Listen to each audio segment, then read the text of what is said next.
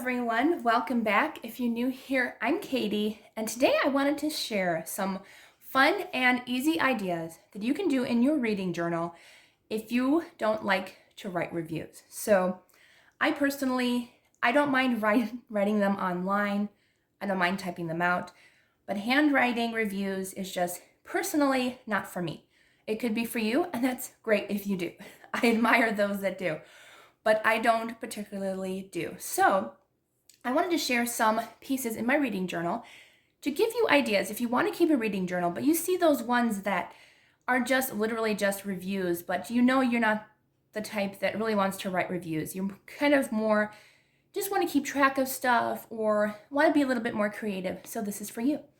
As well as if you do like to do reviews, you can do that as well. So here's my reading journal. Okay, so the first thing that I have here is my reading goals. So I keep track of my reading goals, and yes, I will have more marked off by the end of the year.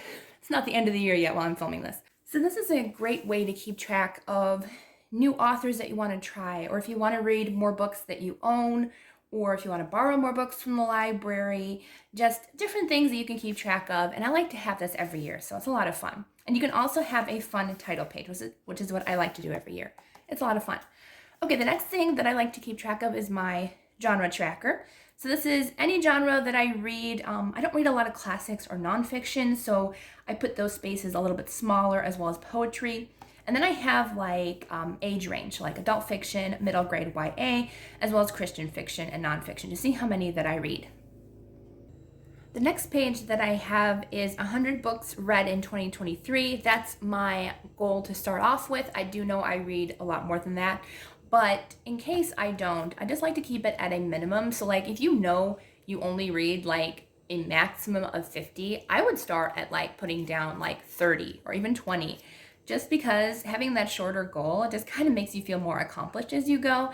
And then you can always add more boxes later. So I always start off with 100. I do actually have to fill these in.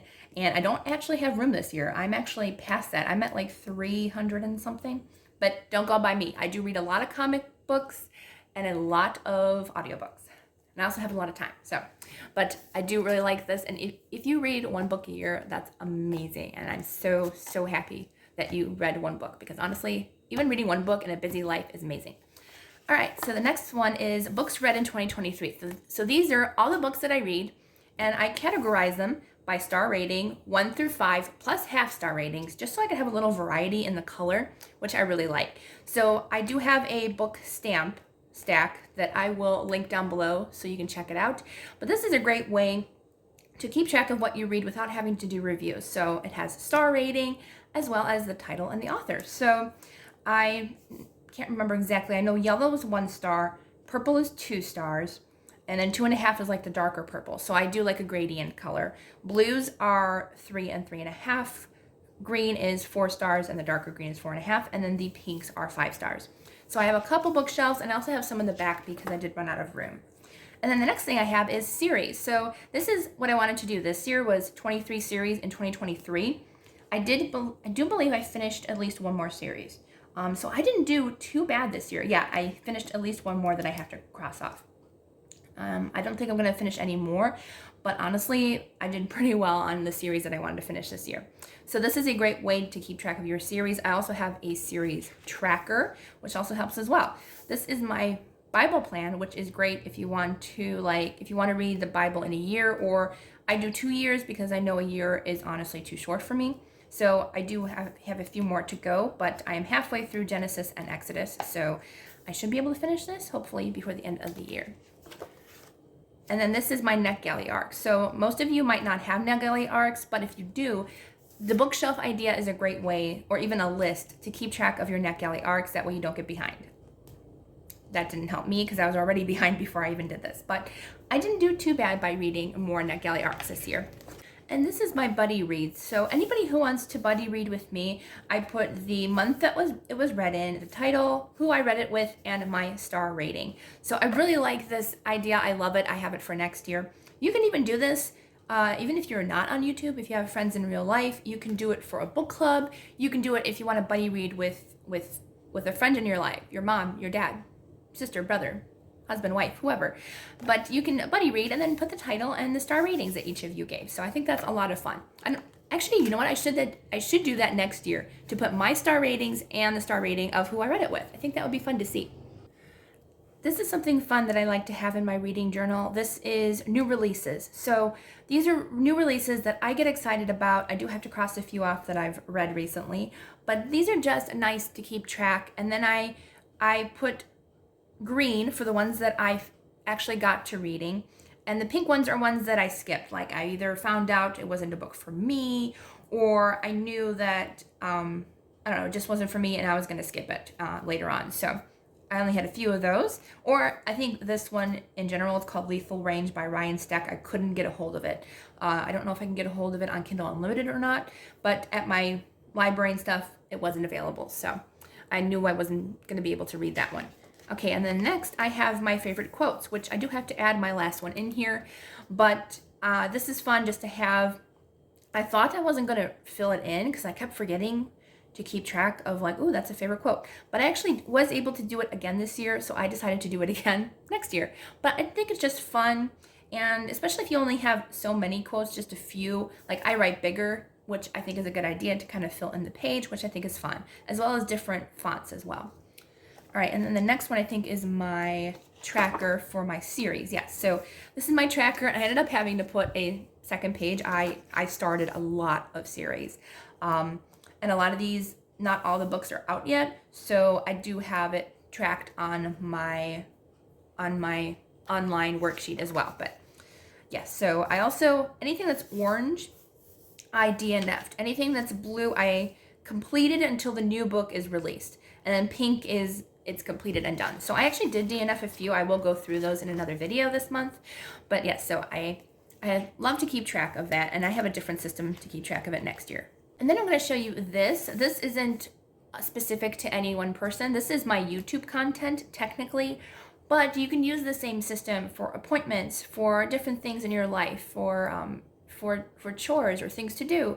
So this is a great idea. This is for my YouTube content. I put every day that I film and then the idea. So if you're a YouTuber, this is also really great because I usually take an hour before the month and I plan out every video that I want to do. If I have a blank space, that's okay. I can come up with something later on, but it just helps me and I feel less stressed as the month goes on. I feel like that really helps. Okay, so this is the book club page, which is similar to the buddy read, but this just has like a fun little fun, whatever this is called, a little fun title page as well as the picks. We did just pick the December book, so I had to put that in there. And I did read The Rose and the Thistle, but I read it a few months ago, but it was picked for November. That's okay. Okay, and then I have my reading challenges. So any readathons, any challenges I do throughout the year, that's what the next pages are. So this is my Read Around the World-a-thon, which is my readathon, and it's going to happen again next year if you want to join in. It was a lot of fun, and did I finish November? Oh no, I didn't. Oh no. I have to complete that. Oh, good reminder for myself. So these are a bunch of readathons that I completed. I have not completed my 12 books recommended by 12 friends. I'm not going to complete it by the end of this year. I know I'm not, but that's okay. But I completed those. Read Your Bookshelf Challenge by Chantel and my Christian Romance Reading Challenge by Oshina. These are two of my awesome friends. And then I did the Book Hoarder Reading Challenge on Facebook. Got that complete.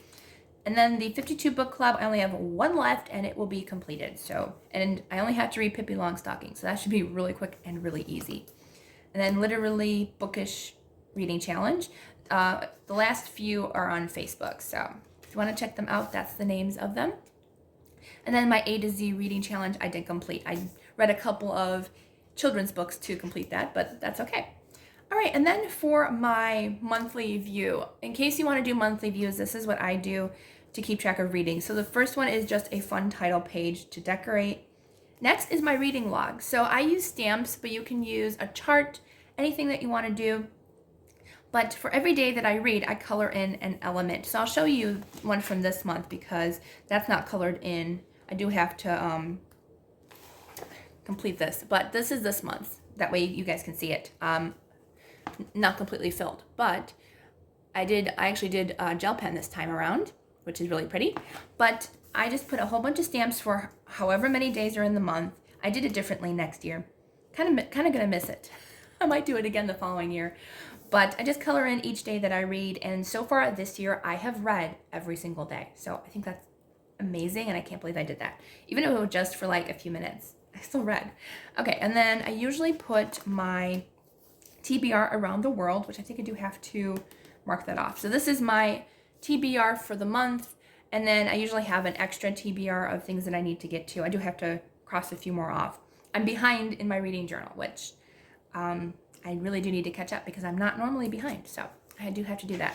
And then usually is my end of the month wrap up. So that's just the fun things to do. And with just what I showed you and these pages every month, as well as I also put in sometimes I put in readathons that are happening. Like, let's see if I can find a readathon. Sometimes I'll put bingo boards if bingo boards are in my Facebook groups that I'm a part of. But any readathons, not all readathons, but like this one was in January. So I'll put the readathon on there, which is fun. So yeah, and then I haven't done my December reading journal yet, but I have this much left in my reading journal.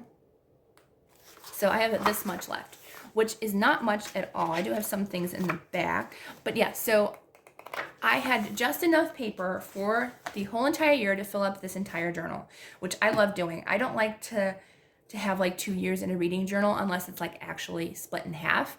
I don't like to go to a new journal if I don't have to. So I hope you enjoyed this video. I hope it gives you lots of fun ideas for your reading journal. So I hope you all have a wonderful day, and I will see you all in the next video.